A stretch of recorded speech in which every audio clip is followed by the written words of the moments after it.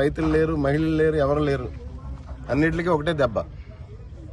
ముందు ఇవి ఈటీపీ చేయించి ఈ ఇండస్ట్రియల్ వేస్ట్ అప్పుడు ఎక్కడో దగ్గర దీన్ని కలుపుకోవాల్సింది పోయి రైతులు పంటల దగ్గర, రొయ్యల చెరువు దగ్గర, మంచినీళ్ళ ట్యాంకులోని బాధ్యత లేకుండా కలుపుతున్న వాళ్ళు ఎవరో ముందు ఫైండ్ అవుట్ చేసి వాళ్ళని బయటికి తెలియజేసి, వాళ్ళు ఎవరో బయటికి తెలియజేసి, అంతేగాని గూడు పుటానికి కింద ఇదేం ప్రమాదం లేదంటే అక్కడ నించుంటేనే ముక్కు అదిరిపోతుంది, కళ్ళంటి నీళ్లు గారిపోతున్నాయి. అక్కడ నించుంటేనే ఇదేం ప్రమాదం లేదని ఎవరో ఒక న్యూస్ స్ప్రెడ్ చేస్తున్నారు అంతే.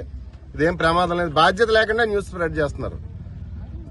బాధ్యత తీసుకుని ఇది ఎక్కడి నుంచి వస్తుంది, ఎక్కడికి వెళ్ళింది ఇక్కడ డంప్ చేస్తున్నారు, ఎక్కడ వెళ్ళి చేయవలసింది ఇక్కడ డంప్ చేస్తున్నారు అనేది కనుక్కుని రైతులకు క్లారిటీ ఇచ్చి ఆందోళన తగ్గించవలసిన అవసరం ప్రభుత్వమే ఉంది.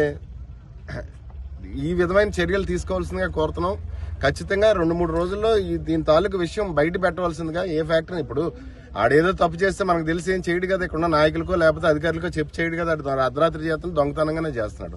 ఒకసారి కనుక్కుని అది ఏంటన్నది ఆందోళన పడుతున్న ప్రజానీకానికి కానీ రైతులకు కానీ తెలియజెప్పడం మన బాధ్యత. అంతేగాని రైతులను కొట్టేసి ప్రజలను నోరు నొక్కేద్దామని అది కరెక్ట్ కాదని చెప్పి తెలియజేసుకుంటూ ఇప్పుడన్నా సరే 2-3 రోజుల్లో దీని విషయం క్లారిటీ ఇవ్వండి.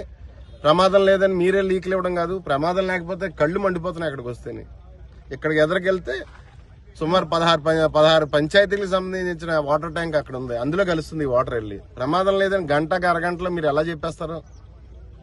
లేదా మీరేమన్నా తాగి చూసారా?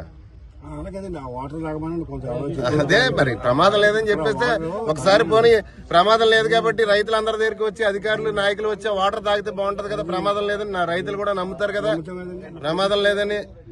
ఆ విధంగా చర్యలు చేపట్టవలసిందిగా కోరుతున్నాను. Thank you.